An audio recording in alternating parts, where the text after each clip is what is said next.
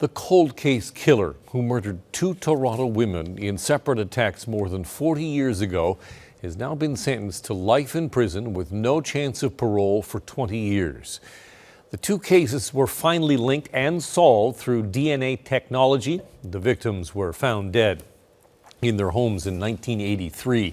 45-year-old Susan Tice was discovered in the annex in August of that year. 4 months later, in December, Erin Gilmore, 22 years old, was found in her Yorkville home. Both victims had been sexually assaulted and stabbed to death.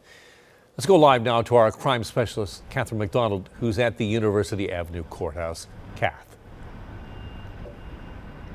Alan, this has been a very long road to justice. More than 4 decades, the families of Susan Tice and Erin Gilmore have been waiting to see this man go away for life. And in fact, today, George Sutherland was given a life sentence with no chance of parole for 21 years. He was arrested when he was 60, which means he cannot apply for parole until he's 81 years old. George Sutherland sat quietly as he was sentenced to life in prison with no chance of parole for 21 years. A long time coming for the families of the victims. You know, you want to see a number of 100, but at the same time, 21 years, in light of the fact that the max it could be was 25, is a pretty decent outcome, I think. We're really pleased with the outcome. The judge said the murders were neither quick nor painless. It was August 16, 1983, when Sutherland broke into 45-year-old Susan Tice's Gray Street home. Tice was sexually assaulted and stabbed 13 times.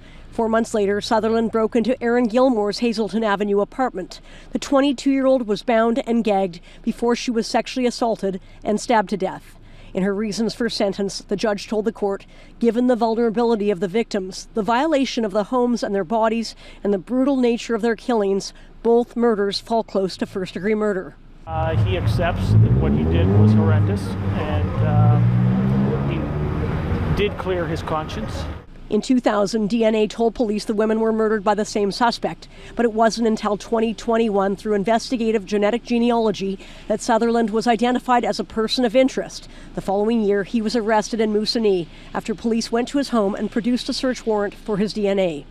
The judge told the court the pain of the losses was magnified for both families by the uncertainty that the perpetrator of the murder had never been found. This has been dogging all of us for 40 years, and we wanted to find out, you know, who did it and why and what this guy's name was, and finally we got there. For the families of Susan Tice and Erin Gilmore, it is finally time to heal. Many still dealing with the trauma of not knowing who did it for all those years. We're just happy that, you know, we got the guy. He's finally going to be put in jail, and for me, I feel safe now. Now, Sutherland pleaded guilty, and during the sentencing hearing said he was sorry to the families, but the judge said she gave little weight to his expression of remorse. She also said she didn't accept the fact that he said he couldn't remember the first murder and only vaguely remembered the second. Back to you. Thank you, Catherine.